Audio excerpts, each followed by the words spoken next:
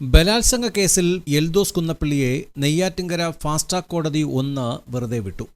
സാക്ഷികൾ കൂറുമാറിയതിന്റെ അടിസ്ഥാനത്തിൽ മുൻ എംഎൽഎയ്ക്കു പുറമെ കേസിലെ 2ഉം 3ഉം പ്രതികളും എംഎൽഎയുടെ സുഹൃത്തുക്കളുമായ റനീഷ, സി.പി. നൂറുദ്ദീൻ എന്നിവരെയും കോടതി വെറുതെ വിട്ടു. എൽദോസ് കുന്നപ്പള്ളി തന്നെ പീഡിപ്പിച്ചിട്ടില്ലെന്ന് പരാതിക്കാരി തിങ്കളാഴ്ച നടത്തിയ വിചാരണയ്ക്കിടെ കോടതിയിൽ മൊഴി നൽകിയിരുന്നു. പരാതിക്കാരിയെ ബലമായി കാറിൽ പിടിച്ചുകയറ്റി കൊണ്ടുപോയത് കണ്ടു എന്ന് പറയുന്ന 2 സാക്ഷികളും കോടതിയിൽ പ്രതികൾക്ക് അനുകൂലമായി മൊഴി നൽകി. ഇതോടെ നടപടിക്രമങ്ങളുടെ ഭാഗമായിട്ടു മാത്രമാണ് കേസ് ഇന്ന് പരിഗണിച്ചത്.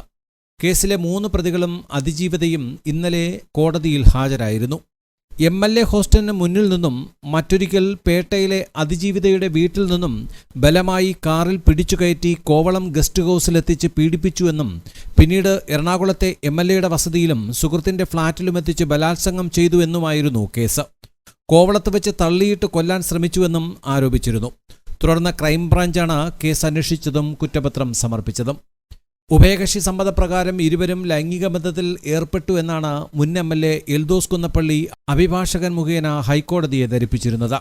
ഇത് ശരിവയ്ക്കുന്ന തരത്തിലായിരുന്നു അതിജീവിതയുടെ മൊഴിയും. പ്രോസിക്യൂഷൻ ഉന്നയിച്ച എല്ലാ വാദങ്ങളും അതിജീവിത നിഷേധിച്ചു. ക്രോസ് വിസ്താരമുണ്ടാകുമെന്ന് പ്രോസിക്യൂഷൻ അറിയിച്ചതോടെ അതിജീവിത കുഴഞ്ഞു വീണു. നെയ്യാറ്റിൻകര ഫാസ്റ്റ് ട്രാക്ക് കോടതി ജഡ്ജി കെ.എം. സുജയാണ് കേസ് പരിഗണിച്ചത്. പ്രോസിക്യൂഷനു വേണ്ടി special public prosecutor Poovachal F. Vinod ഹാജരായി.